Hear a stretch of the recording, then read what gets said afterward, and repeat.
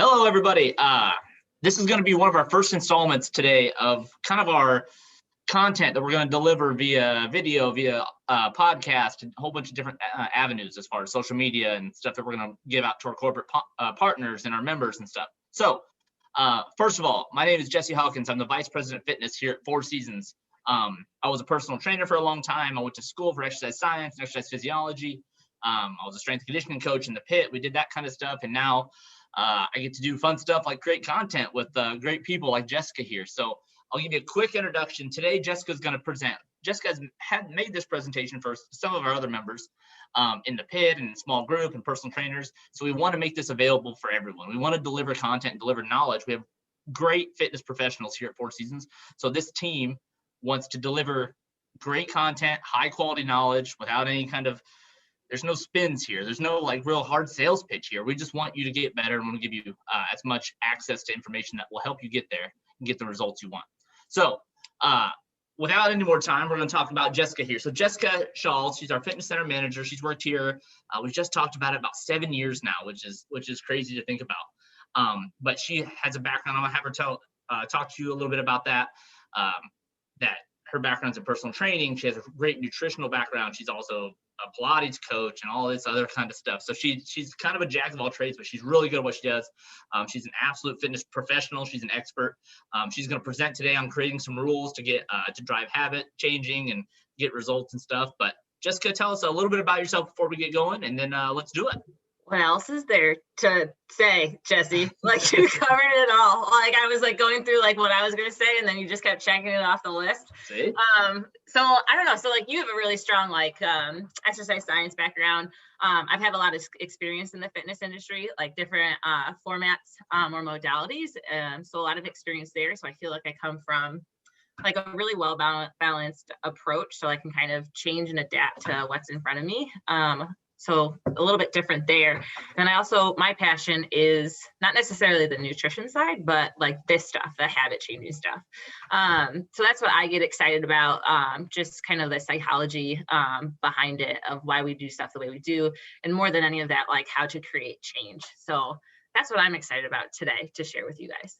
I think that's great too. And when we talk about, we talk about this a lot here at Four Seasons, that we have people that are very good at different things. And you talked about me having my exercise science background, and that's kind of what molded me into this profession, was like data driven, research driven. It was very much like rep schemes and set schemes and volumes and all that. And I wasn't as quick to like the habit changing and the rules. And that's an expertise that you definitely have more than I. So I always love to talk to you about that kind of stuff.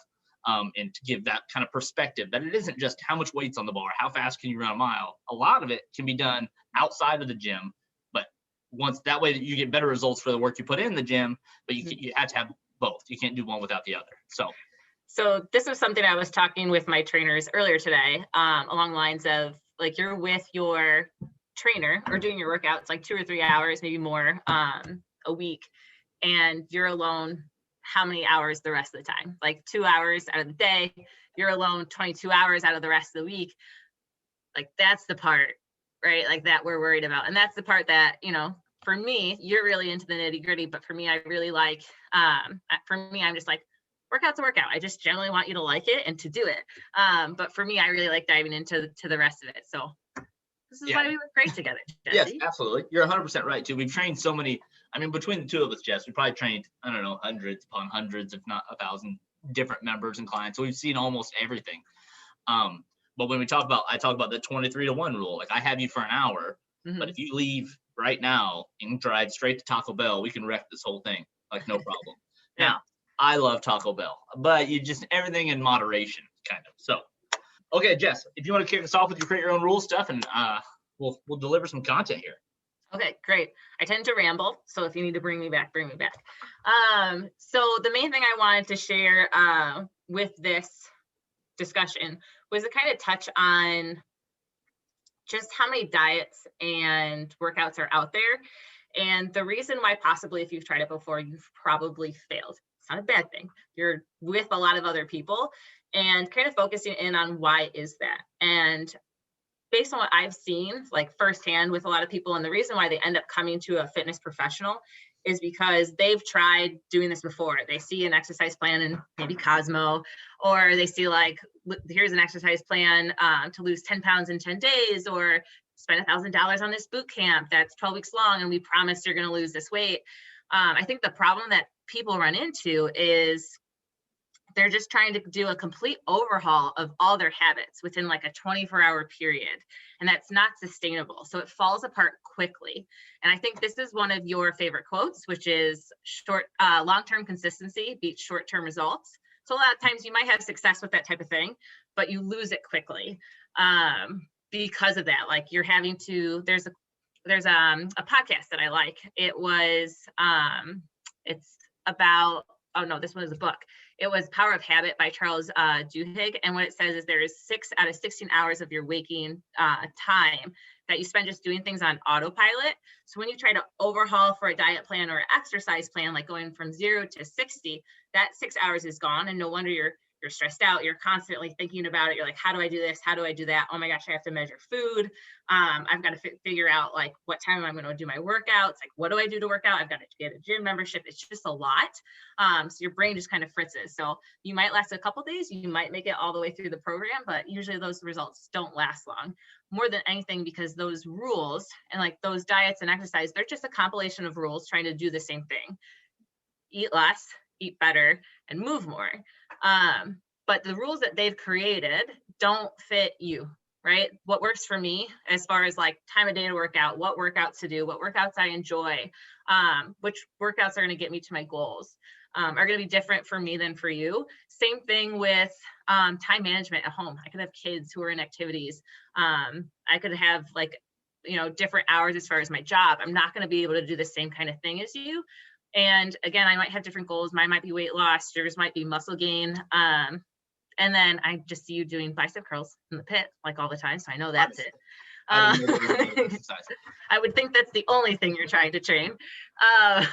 So with that, those rules of those workouts and exercise plans aren't designed with you in mind.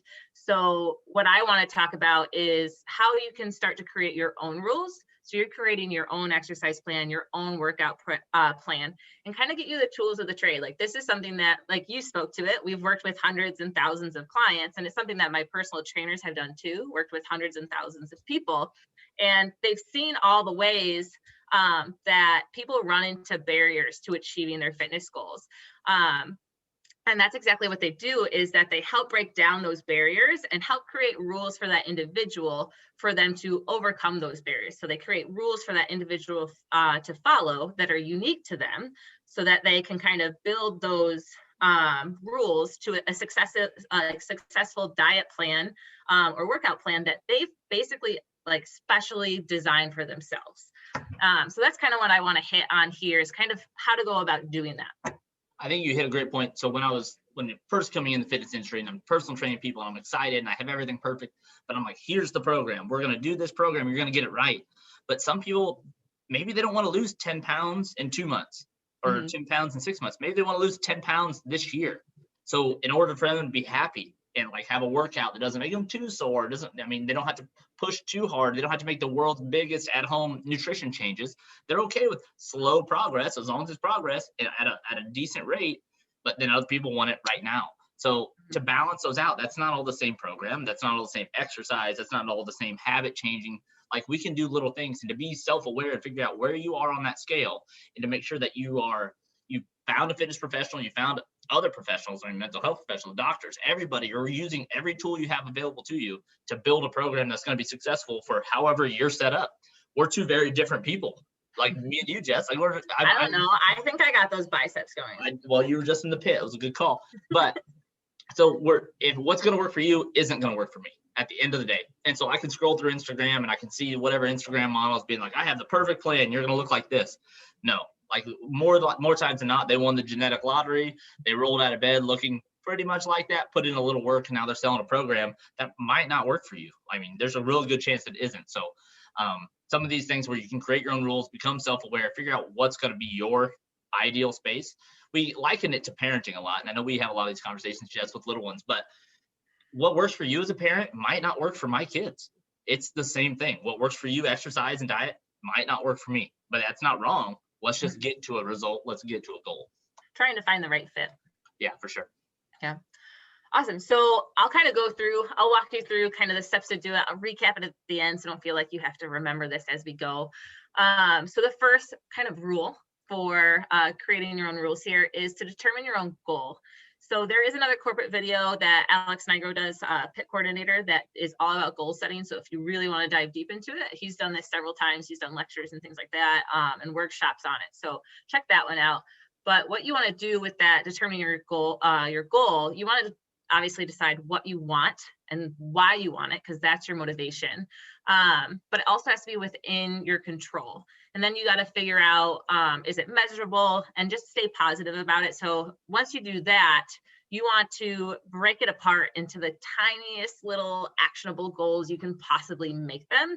Like, I'm talking about stupid easy here, so that like you could do this with your eyes closed. Because what we want to do is we want to start building momentum so that you're starting to feel successful. And we just want to build small habits on top of each other and just layer them as we go. And I would also ask that, especially with your first one, and this is where a fitness professional is like a great one to give outside view and recommendations, is that you want to pick the easiest one you can find, and hopefully it's also going to be the most impactful. There's that book, Power of Habit, which talks about keystone habits. So like, you do one thing, if you can make one change. And a lot of times, like my sister, she added in morning workouts, and for her, like, that's a good thing to do in the morning. That is going to help make better choices throughout the day. So that new rule, like, I'm going to work out first thing in the morning, is now helping her build better habits on top of it. So the first two, determine your goal, pick the easiest place to start. And then the next one is remove friction. So I did a whole talk with my personal training team on this one. I love this concept. It's this one's the podcast from Hidden Brains episode, It's Not Too Late to Make a New Year's Resolution. But they focus on this word friction. And I loved how they described it as in the relationship of like changing your habits. So the more friction you have in something you're trying to do, so I'm trying to reach this goal, the more friction you come up against trying to reach that goal or put in place a new habit or a new rule, the more likely you're going to fail on it. Because like we said earlier, you're going to come against barrier after barrier after barrier. So what you want to do when you pick that little actionable habit that you want to take action on, you want to go ahead and set things up to remove barrier after barrier, so that it's smooth sailing. So for example, I brought up my sister. She wanted to start, working out more. So she decided she wanted to do it first thing in the morning. So new rule, I'm going to work out first thing in the morning. And so how do I remove friction from that? Well, in the morning, you wake up, the last thing you want to do is get out of bed, and then you make excuses. I don't want to put my shoes on. I know I got to still go put on my workout clothes, all this. And then sooner than later, like, ooh, it's time to go to work. I just didn't get my workout in. So what she did is she put her sneakers right next to the bed, and she fell asleep in her workout clothes. And so as soon as she woke up, there was no excuses. All she could do was get up and get on the treadmill. So you're talking about 3 rules right there that she made for herself, designed just for herself to get her towards her goal. Another fun tip about that one, personally, I do this for myself. If I've got like a fun show, like right now it's Bridgerton, I only allow myself to do it like while I'm on the treadmill. Or if there's a really good podcast that I like, I can only listen to it when I'm working out, because then I'm excited about it. I want to do it.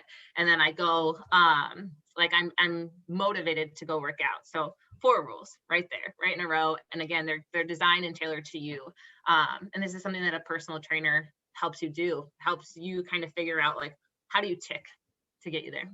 And I think there's some of those that are kind of no-brainers. And when we talked a little bit about self-awareness and creating your own rules. These are your rules, right? Like, these are like our listeners and our members, like, this is whatever they need for themselves. So I talked to a lot of my clients in the past, and they're like, oh, what's one, give me an example. And I said, one of the easiest ones to do, here's a couple: water, get hydrated, set an ounce goal, and just do it. And I would say, if you can raise kids, you can drink enough water, you can exercise, you can do that. That's way harder than doing any of these things. Mm-hmm. So, and we always give analogies. I'm like, if you can drink 6 beers and 2 shots in 2 hours, you can drink that much fluid of water in a day. Like, that's never been an issue. So I don't know. Not nearly as fun. There's a big difference. Not nearly as fun. And yeah, the rewards are still really high, but they're different. But another one I'd say is like eating late at night. And people, I'm like, all right, give yourself a time at night, like 7 p.m. I am not going to eat after 7, because it's not always, it's the old adage of like, oh, if you eat late at night, then it sits in your stomach, it turns right to fat. Well, that's all scientifically debunked. That's not true at all. It matters totality of calories and nutrition. But what does matter is that I don't remember the last time I've been laying in bed at 10:30 and I'm like, you know what? I need a snack. Let me go steam some vegetables and I'm gonna get after this. Like, that's not happening. You're eating cereal, you're eating ice cream, you know, I mean, you're going after chips. Like, no one's ever getting up and be like, you know what? I hope we have some broccoli downstairs because I'm about to saute some. Like, this is not happening. So that's like an easy rule, like that you're going to cut out 200, 300, 400 calories if that's something that you did. If you're a midnight snacker, 11 p.m., second supper kind of person. I just had a picture of you lying in bed next to Abby, just like crunching on a carrot, and her waking up and just be like, what the heck is going on here? Yeah, that's usually what happens. It's me up there with raw broccoli, just going to work, watching my stories. Your stories? Like, are you like reading Harlequin romances or like? Yeah, that's what you call soap operas, right? And it's like, oh, I gotta get home, and watch my stories. No, that's a different generation, I guess. But all right, keep going. So okay, that was a good start. We talked about friction. So you can also use it reverse. So you can remove friction to create a good habit, and you can also add friction to break a bad habit. So COVID life, wine and ice cream became an everyday thing. Sometimes one and the other, and then sometimes both at the same time. So I have a new rule for myself to help me with that, because it made some really quick effects on the scale. So with ice cream, my rule is I can't have it in the house. If I want it, I have to go get it, and I can only get an individual serving. So I've added I thought you meant you were going to stand outside and eat this ice cream, which would also work. But continue. Well, especially because it's cold right now. Right, that would be rough. Like, full on cold. It'd be tough. I know. So that's one thing. I've added barriers to do it. So it takes the temptation out of the house. It makes it easier. I don't bring it home. I have to go get it. So I have to want it bad enough. And when I do get it, it's portion controlled. The other one with the wine, this one was tough for me to do. It was like kind of sad when I said it, because I was just like, only one bottle of wine a month. And it was like, well, how many bottles are you having? That like one bottle, which is still 5 glasses, was like a big deal, Jess. Good for you. But it was like, I can only get one bottle of month, and it can only be on the first, like, we grocery shop on Thursdays. It can only be on the first Thursday of every month. And to help with that, so in some ways, like I added friction there, I put that in the way. But to make it also easier for myself, this is weird, I don't know if you do it. I'm a snob about wine, is once it's opened, I'm like, I have to have it all in one go, because like the next day I'm like, it doesn't taste good. I don't drink wine enough. Abby drinks wine.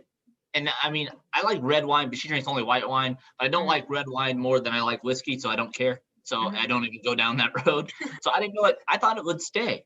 There's like, I don't know, this is news to me. Oh no, it just tastes funny to me. And like, I know you've got no problem with whiskey, so obviously you're tone deaf on this one. But Yeah. but like, I'm a snob about it. Like, notoriously, like, I'll just leave it and it'll go, which could be another way to help me stop drinking, to just let it go. But that's a waste of money. My husband got me like the vacuum kind of sealer.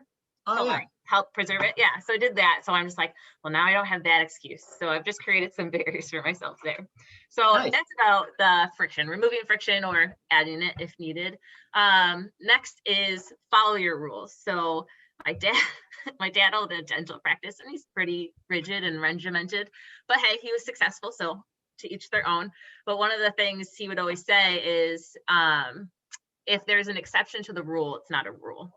So it's a pretty strict one, right? Like, but right, like, this is where I grew up, Jesse. Love him to death. So like, if it's not a rule, and this goes back to your comment about being consistent, and I heard this one rule is, there's I don't know if you know Michael Pollan. He's like a foodie, and he's written some books, and he's got one book called Food Rules, and there's like 64 rules, way too many rules, especially to start out at. But he's got 2 ones I really like. The second of which is the last rule. I think it's like, sometimes break the rules. So you've got, I don't know if you've heard of 80-20 before, is like 80% of the time you're being super compliant, and then you got to give yourself, some room to relax and let loose, or especially when it comes to like food. Like, food is very ritual and like community based. Like, you're gonna cut yourself off from friends if Yeah. that becomes a thing. I've always said I don't want my members to be those people bringing Tupperware to barbecues. Like that's not any way to live. Like where you're like, oh, sorry, no, thank you. I have brought my own little thing. Like that's not like the communal, like you talk about, like bringing stuff and being a part of that. Mm-hmm. Yeah. So that's another one is, oh, go ahead, Jess. I will say about the 80-20, like I've had a lot of success with members on that kind of that idea. And a lot of that is kind of the baby with the bathwater analogy, right? If it's Tuesday and you buckled we're on a thing where it's like no cheat meals, you're eating great, 7 days a week. We're going to do this forever. We're going to lose 10 pounds in 2 weeks, which is impossible. Don't do that. But so if that's the kind of thing they're thinking, and then all of a sudden they're like, oh, we got home late, kids were a mess, we had pizza. Like now, if that's Tuesday night, there's a good chance, a lot of psychology, humans are kind of streak animals. Like we want this to be in a streak. So they're like, you know what? They get a case of the efforts. They're like, you know what? I'm not going to do it. Like I'm over it. I'll start over Monday. So now I have 4 or 5 days of trash. But if we give them 80-20, I'm like, listen, you can do 3 meals this week. That ain't great. Like they're not going to be ideal. Like it's going to be whatever, 3 of them. So now it's Wednesday morning and you're like, all right, I ate pizza last night, but hey, that's 1. I got 2 more. I know I'm going to somewhere like on Saturday night that it's going to be, someone's cooking ribs and a whole bunch of stuff. I know that's going to be bad. So that's 1 of them. I have 1 more to play with throughout the week. So it keeps them back on track. So Wednesday morning, they're reset. They're back on track instead of getting just like, oh, well, I'll start over next week. That'll be my week. Yeah, self-sabotage is real when it comes to that. Like that's what it kind of sounds like too, which is like another thing that comes up. And I know I've dealt with before is that like I'm just like if it didn't happen and it like I'm trying to get that perfect streak and I mess up once, I'm just like, well, not worth it. Just like gonna let it all go. Like it's whatever. So I think that's super true. And then the last one, I got 2 more. One is stay motivated, and I do want to do like a whole nother topic just on this. But there's a lot of ways to do it. Like you kind of mentioned it, like a mental game with yourself is one way to do it. And that's the like, okay, I know Saturday, so I just need to mentally get to that Saturday. Another one is like you can create a mantra or someone that like you look up to, like, like I know The Rock, even though like his goals are way different than mine. Like he's someone where I'm just like, he's into it, he's got it. And so there's other stuff like I would say definitely one of the most important things you can do to stay motivated and stay supported is to tell your friends and family what you're doing. I think another reason why those like big diet changes and big workout plans overnight don't end up working is because it's not just you having to overhaul and change. You're asking your family and your friends to change with you. And then they're like, I didn't sign up for this. Right. Like, so like you got to give them a heads up and you got to find ways that they can support you. And that's a great place to start, I think, as far as motivation and support. You can't really go without that. I think like you talked about telling your friends or family, and sometimes it isn't perfect to tell your spouse. Because I mean, this is a tricky thing, right? Especially if you have aesthetic goals. If you want to lose a little weight or you want to look a little better or like whatever that may be, that may not be your best avenue. Both because that might be some tricky criticism. And I don't want to go down that path at all. Like that's just not healthy. Like as far as I'm concerned, that's not a necessary path. But also they may be supportive. They love you. This person loves you more than anybody else in the world, probably. So, I mean, most likely. But so they're going to be supportive. So when they're like, oh, I fell off the wagon, like, oh, no big deal. You're doing great. You've been so great. Whereas if I tell a friend or something and I tell them like, oh yeah, didn't get that workout in today. And then that text message coming back, it's like, oh, I didn't realize you were trash. I guess you're just not going to do this. Like, and that would be more motivational for me, like than the support side. And it matters who you are, right? So we're talking a lot about yourself. You have to know what you react to and how you operate. If you need all that loving support, like to keep you going and motivation, go look for it. If you want a little bit stricter, being like, hey, you said you were going to do this, I'm going to hold you accountable to it. And if you don't, like, I'm going to let you know, go for that. But you can't have both. And I think looking outside of your household or your spousal circle is sometimes a pretty healthy thing to do because it kind of separates them from that. And they can just be supportive. And then you have somebody else that you're held accountable to, which oftentimes in our scenario here at Four Seasons is fitness professionals. It's their personal trainer, it's their pit coach, it's their group X instructor or front desk staff, whoever that may be. Or someone they're in class with. You know what I mean? For sure. Like you don't show up and that person's like, where were you? You stood back here. They're giving you a hard time and you're just like, oh, I gotta go. Like they're gonna call me out on it. And I think that's a very underutilized thing here as Four Seasons, as a community, and whatever program it is, pit, small group, personal training, group X. people outside of your circle. So it's not my friends that I'm going to see on the weekends. It's not my family that I see every night. It's that person that I really like, but I don't really hang out with outside of the gym. We work out together. And like when they're not there, and all of a sudden you're like, hey, Jesse, where were you? Like, we were here Wednesday sweating. Like, where were you at? They don't really care what else is going on in your life. Like, and you don't have to involve them there. It's a really nice, clean accountability partner without dragging them into the inner workings of who you are. It's like, no, basically they just want the best for me and they're not worried about the details. Like, that's awesome. And I think we see that occasionally. People find those weird symbiotic relationships of where, all right, like we're not best friends. Like we're not going to go, our families aren't going on vacation together, but I'm working out with you 4 days a week. This is fun. I really enjoy it. And you keep me accountable. I kind of love that. I've never thought about that aspect of it, but being able to have like that in a box. So like it doesn't bleed into everything else. So like sometimes like for your husband, like they can't, for example, like they can't be your everything all the time. So, and then to have that be separate, I really like that. I had never thought about it like that. I like it. I'm on the flip side though, with Kyle, my husband. I want him to tell me when he's worked out because I'm just like, oh, he's going to look better than I do. I got to go work out. Like it's a competition. And that's how my mind works. So it's like, it's like some FOMO, but like some fear of missing out, or like it's that competitive side. So that's what works for me. So in that sense, I've given that same advice to clients before. They're like, listen, like, you know, and it's usually onto a male to female, but it can go in any direction. And they're like, oh, I want my wife to work out. I know she'd be happier if she talks about it, but she's like not quite motivated and stuff. Like, how do I tell her that? I'm like, well, you don't tell her that. You just change your lifestyle. You start eating healthier. You start going to the gym. And if you're consistent about it, she'll see that secondarily, and it won't be an attack on her. It'll just be like, okay, I can do this too. Like, let me be a part of this journey, as opposed to being the focus of an attack. But like I said, those are delicate walks you got to make there. I don't like it. It reminds me of like every vegan ever, I feel like is stereotyped to be like super pushy. Yes. Like, right? Like, and as soon as they start talking, you're like, I'm not listening. Like, no. So like, be the not pushy vegan. Yes. Like, just go by example, leave it alone, leave people alone, don't preach, and just ride it out. That's just good life advice in general. Be the not pushy vegan. Just hang on. Everybody's fine. It'll be okay. Yeah. So the last one that I've got for everyone is build on your progress. So that's what we talked about before, is just start with a small thing and you're just going to get some momentum. You're going to feel better about yourself. You're going to build on top of it. And I'll kind of finish it with a quote. I like this one. I hadn't seen this one before. And maybe just because it's winter and I just built a snowman with my 2-year-old. Success is like a snowball. It takes momentum to build. And the more you roll it in the right direction, the bigger it gets. So I really like that. So that's kind of one I'll leave you with. And then just a recap of the rules: determine your goal, pick the easiest place to start, remove friction, follow your goals, and stay motivated. Those are my 5 rules of making your own rules. See, that's super easy. I think this is very simple things that people can do. And I would encourage people when they listen to this, write them down. You know yourself better than anyone. You might not like one answer you write down. You don't have to share it with anybody else. Whether it's a habit or lifestyle choice that you make that you don't think is super healthy. Most of my adult members or clients that I've ever trained, they know what the problem is. They are smart individuals. They keep a job. They keep their kids alive and bathed and fed, probably, most of them.